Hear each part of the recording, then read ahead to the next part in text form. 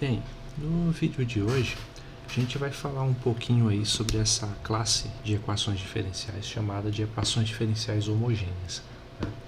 Então, primeiro vamos definir de uma forma geral o que seriam esses objetos matemáticos, né? E por equação diferencial homogênea, então, a gente entende o seguinte, que é uma função depende de xy, vou chamar aqui de m de xy, dx, mais n de xy dy igual a zero, né? Onde, como mostra claramente, m e n são funções que dependem das variáveis x e y, tá? Então, essa é uma equação diferencial aí, numa forma geral, né?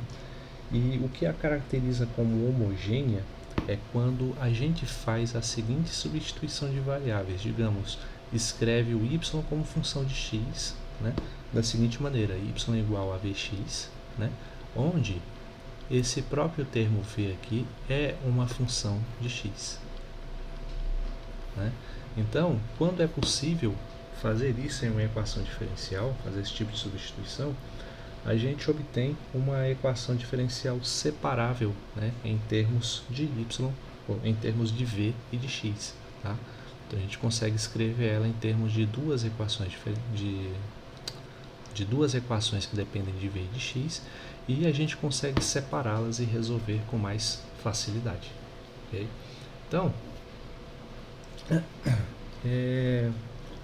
beleza, né?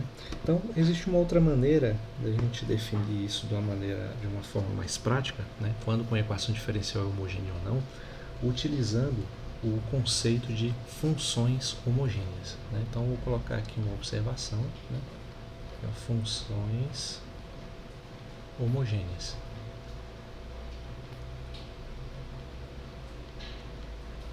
Né? E o que seriam essas classes de funções, né? Uma função é dita homogênea quando você tem aqui uma função f de xy, né? E ela pode ser escrita da seguinte maneira: quando você substitui o x e o y por essas mesmas variáveis multiplicadas por um mesmo parâmetro, como por exemplo f de tx, ty, né?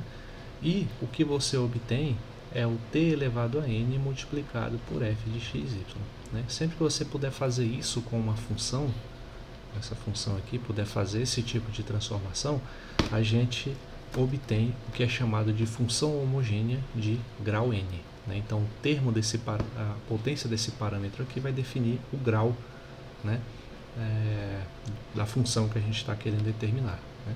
Como exemplo bem prático, só para a gente exercitar esse conceito, pega o seguinte,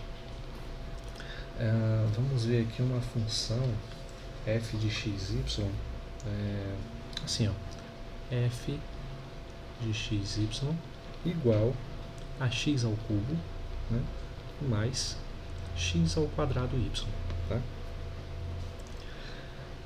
Então, como que a gente sabe se essa função é homogênea ou não, né? Então a gente faz o seguinte: no lugar do x a gente coloca tx e aqui ty e vê se essa igualdade aqui é verificada, tá? Então, onde tem x eu vou colocar tx, então fica tx ao cubo, aqui novamente tx só que ao quadrado, multiplicado por y. E quem é y agora? Vai ser t vezes y, tá? Multiplicado por t vezes y. Então o que a gente obtém é t ao cubo x ao cubo mais t ao quadrado x ao quadrado vezes t vezes y, né? Como você pode ver, t ao quadrado por t dá t ao cubo. Então vamos ter t ao cubo x ao cubo, t ao cubo x ao quadrado y, né? E temos o seguinte, ó, f de tx ty vai ser igual, colocando t em evidência, é t ao cubo vezes x ao cubo mais x ao quadrado y, né? Então coloquei o t ao cubo aqui em evidência e obtive isso. Mas é fácil ver que essa função aqui nada mais é do que nossa função inicial, ó, f de xy, tá? Aqui, ó, f de xy. Ou seja, eu escrevi f de tx ty como t ao cubo multiplicado por f de xy, né? Então, essa função x ao cubo mais x ao quadrado y é uma função homogênea e o grau dela é 3. Beleza? Então, isso é a definição de função homogênea, né? Agora, o que isso tem a ver com as equações diferenciais homogêneas? É que a gente pode definir que uma equação diferencial é homogênea quando as funções m e n são funções homogêneas do mesmo grau, certo? Então, aqui, ó, uma definição alternativa é se m e n são homogêneas, né, são funções homogêneas, né, do mesmo grau. Então a gente pode definir que uma equação diferencial é homogênea se ela verificar esse critério, certo? Então, ó, como exemplo, vamos pegar aqui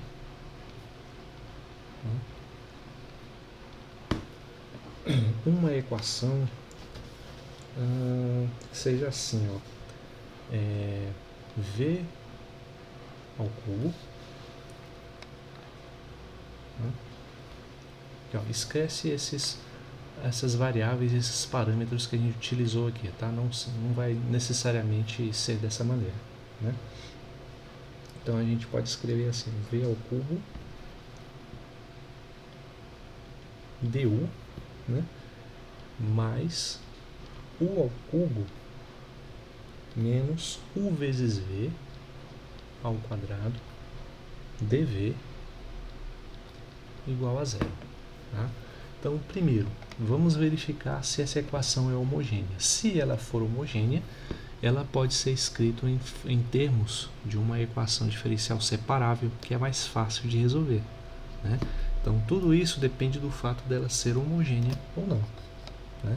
Então, beleza, ó, essa daqui vai ser o nosso m, só que eu estou trabalhando com o IV, né? Então, m de uv, e aqui vai ser a nossa função n de uv.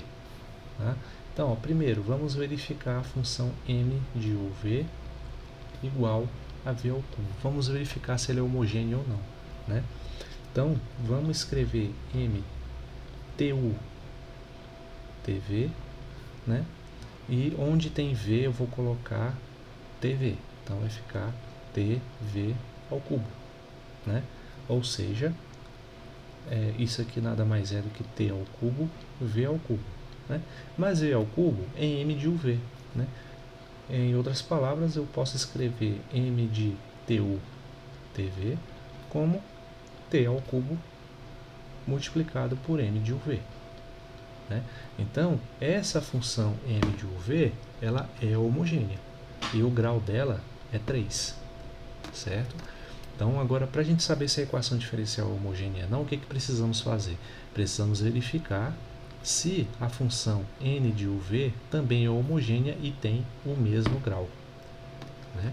Então, vamos escrever aqui, ó, n de uv igual a u ao cubo menos uv ao quadrado, né? E vamos ver como fica quando eu coloco o parâmetro t aqui nas variáveis u e v. Então, vai ficar tu tv, aqui onde tem u ao cubo vai ficar tu ao cubo, menos u, novamente t vezes u, e v é t vezes v, só que ao quadrado, né? Desenvolvendo, a gente tem o seguinte, ó, fica t ao cubo vezes u ao cubo, menos t multiplicado por t ao quadrado vai ficar t ao cubo, e u vezes v ao quadrado, né? Aqui dá para ver claramente que o t ao cubo pode ser colocado em evidência, então a gente pode escrever n de tu tv, né, da seguinte maneira, ó, colocando em evidência, fica assim, t ao cubo vezes u ao cubo menos u v ao quadrado, né, que nada mais é do que a nossa função n de uv, certo? Então, eu posso escrever n de tu tv como t ao cubo n de uv, né? Que também é homogênea de grau 3. Né? Portanto, o que a gente pode concluir? Essa função aqui é homogênea. Essa equação diferencial, desculpem, né? Ela é homogênea, certo? Então, mostramos que ela é homogênea. Se ela é homogênea, é possível transformá-la em uma equação separável, né? Equação diferencial separável que, como eu disse, é bem mais simples de resolver, né? Então, o resultado só diz que é possível, ele não dá necessariamente um método para você separar a equação diferencial, né? O método fica à nossa disposição aí para resolver, tá? Então vamos reescrever aqui a equação.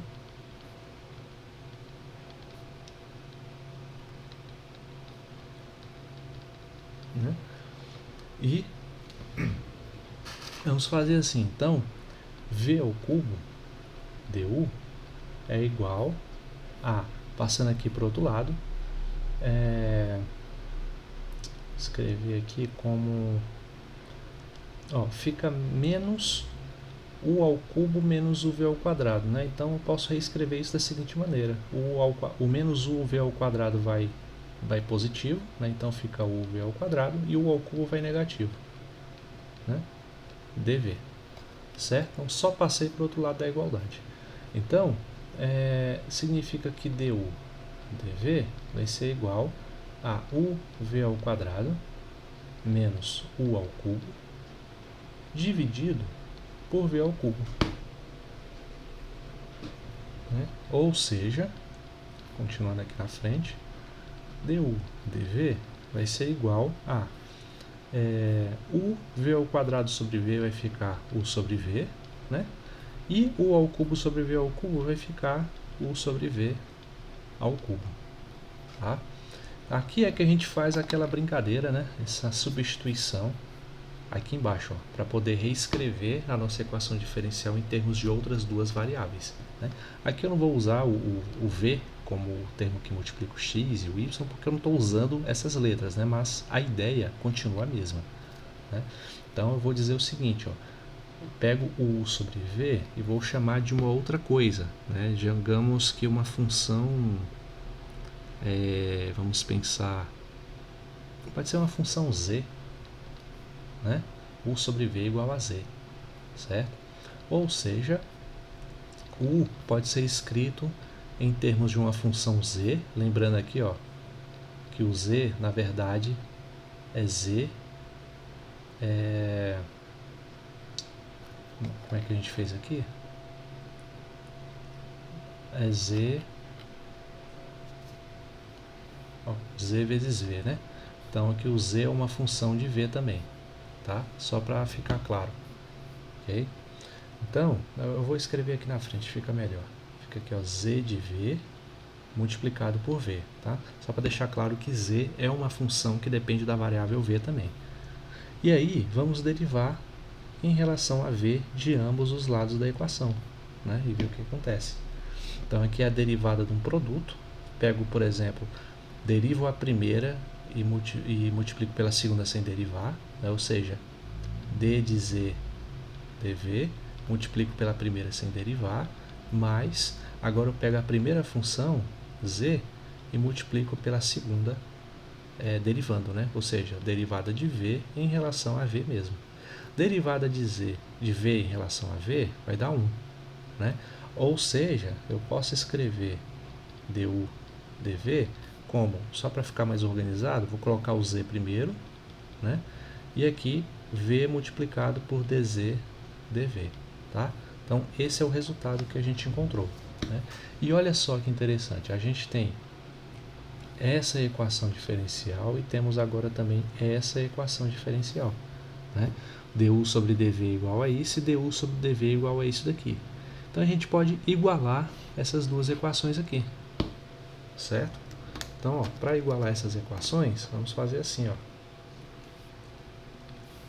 vamos escrever aqui z mais v dz dv é igual a equação aqui de cima, né? Que quando eu substituo o u por v igual a z, vai ficar como z menos u sobre v ao cubo vai ficar z ao cubo, certo? Aí fica fácil, né? Tem um z positivo somando aqui, z positivo somando aqui do outro lado. Então, já cancela esses dois termos, né? E a nossa equação diferencial fica assim, ó, v dz dv igual a menos z ao cubo. Tá? Vou continuar aqui na outra página para ter mais espaço. Então, agora fica claro que dá para a gente colocar isso aqui em termos de uma equação diferencial separável, porque ó, multiplicando cruzado, né? Pega essa ideia para facilitar o argumento, fica assim, ó, desse lado eu tenho dz dividido por z ao cubo, e tudo que depende de v eu vou passar para o outro. Quando eu passei o menos z ao cubo, né, menos z ao cubo dividindo, né, ficou só um aqui desse lado. Então agora multiplica por dv sobre v. Né? Agora que eu tenho equações de essas derivadas aqui, ó, em relação a z de um lado e em relação a v do outro, a gente pode integrar, né, para poder encontrar as funções z e v correspondentes. Né? Então, a primeira integral aqui, posso fazer assim, ó, menos do lado de fora e integrar aqui primeiro, certo? Então, aqui na verdade, vou fazer aqui no cantinho, a integral de dz sobre z ao cubo nada mais é do que a integral de z elevado a menos 3 dz. Né? Então, como é que a gente resolve esse tipo de integral? Né? A gente soma, ó, fica z a menos 3, né, somado com 1, e aqui embaixo fica menos 3 somado com 1, né, o resultado. Isso aqui mais uma constante. Né, mas vou deixar para colocar a constante do outro lado da equação. Tá? Então, ou seja, aqui fica z elevado a menos 2 sobre menos 2. Né? Ou seja, menos 1 sobre 2 vezes 1 sobre z ao quadrado. Tá? Então, aqui desse lado, o resultado, esse menos aqui já era da nossa fórmula, né, inicial. Então, fica menos vezes menos 1 sobre 2 vezes 1 sobre z ao quadrado. E do outro lado, a integral de dv sobre v é logaritmo natural de v, né? Na verdade seria o módulo de v, mas eu vou colocar só como v para simplificar, somado com uma constante. Né? Eu tenho a constante do primeiro membro com a constante do segundo, a operação entre as duas vai ser uma constante só. Né? Então, deixa aqui, só esse c representando a constante geral. Né? Então, menos e menos dá mais. Então, aqui vou ter 1 sobre 2 z ao quadrado, ou z ao quadrado, 1 sobre z ao quadrado, vezes não, igual ao logaritmo natural de v mais c. Né? Então, para poder resolver, né, eu vou mudar de ideia. Né? Eu vou fazer o seguinte, ó. A constante eu vou colocar do outro lado, do primeiro membro. Isso não altera nada, tá? Só para simplificar o meu raciocínio aqui desse lado. Vai ficar assim, ó. Aqui mais c e aqui ln de v, tá? Esse c, gente, é um número qualquer. Por isso não importa se eu coloco ele como negativo ou positivo, dentro de uma raiz quadrada, alguma coisa. Qualquer operação que eu faça sobre ele vai resultar em um número, seja ele natural ou real qualquer. Tá? Então, por isso que eu sempre represento a constante como mais c, né? Independente do valor real que ela tenha. Né? Ela pode ter, esse c pode ficar variando aí nos números reais, e assim a gente pode obter infinitas soluções diferentes para essa equação diferencial. Tá? Então, só pontuando aí essa passagem. Né? Então, como é que fica isso? Ó? Se eu posso escrever o v, aqui a base é e, quando não aparece nada, né? Então, eu posso escrever o v como e elevado a 1 sobre 2, 1 sobre z ao quadrado, mais c. Tá? Então, v é igual e elevado a c, né? Ou seja, o número e é uma constante, o c também é uma constante. Então, aqui dá uma constante que eu vou chamar de k. Vou colocar aqui, ó. E fazer o passo a passo, né? Fica e elevado a 1 sobre 2 vezes 1 sobre z ao quadrado vezes e elevado a c. né? E é isso daqui que eu vou dar uma outra constante, eu vou chamar de K, para simplificar, né? Então, V é igual a K multiplicado por E elevado a 1 sobre 2 vezes 1 sobre Z ao quadrado. Mas eu não quero V em função de Z, né? Eu quero a minha equação inicial, que está escrita em termos de V e U, né? Então, como é que eu faço isso? A gente usa essa substituição que fizemos aqui, ó, que o Z é igual a U sobre V.